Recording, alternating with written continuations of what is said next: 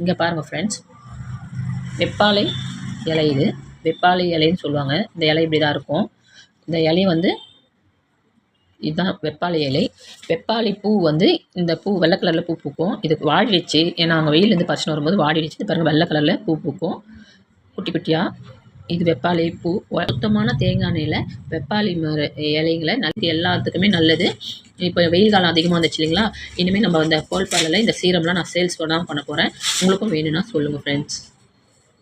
வெப்பாளி இலையை வச்சு நான் ஒரு ஆயில் காசிக்கிறேன். இந்த வெப்பாளி எண்ணெய் வந்து நம்மளுக்கு ஸ்கின் அரிப்புக்கு, ஸ்கின் அப்படியே எனக்கு அண்ட்ரம்ஸ்லாம் அரிக்குதுங்க, எனக்கு ஸ்கின்லாம் இது வருது, அப்புறம் நெத்தியெல்லாம் பொறி பொறியாக வேக்கர்லாம் வருது, அதேமாரி சொரியாஸ்ன்றது ரொம்ப ஹெவியான இது, அது கூட நல்லா இது கேட்கும். ஒரு வாரம் நம்ம தடவிட்டு குளிச்சுட்டு வந்திங்கன்னா எப்படிப்பட்ட சொரியாஸோ வேக்கரோ இல்லை இப்போ ட்ராண்ட்ரஃபோ எல்லாமே நீக்கிடும் ஃப்ரெண்ட்ஸ். இங்கே பாருங்கள், சாண்டல் கலரில் இது சுத்தமான தேங்காய் எண்ணெய். அந்த இலையை நான் காசினேன். இங்கே பாருங்கள், இது என்ன கலரில் பாருங்கள், நல்ல நாகப்பழ கலரில் இருக்கும் இந்த ஆயில். இந்த ஆயில் வந்து நம்ம கோல்பாரில் சேல்ஸ் பண்ணுறோம். இது எப்படிப்பட்ட எல்லா ஸ்கின் டிசீஸ்க்கும் நல்லா கேட்கும். நம்ம இந்த வெப்பாலை எண்ணெய் கோல்பாரில் சேல்ஸ் பண்ணுறோம். உங்களுக்கும் வேணும்னா சொல்லுங்கள் ஃப்ரெண்ட்ஸ். நம்ம கோல்பாரில் நம்ம சேல்ஸ் பண்ணினுக்கிறோம். என் நம்பருக்கு கீழே இருக்கிற நம்பருக்கு நீங்கள் ஃபோன் பண்ணி கேட்கலாம் தாராளமாக. Thanks friends.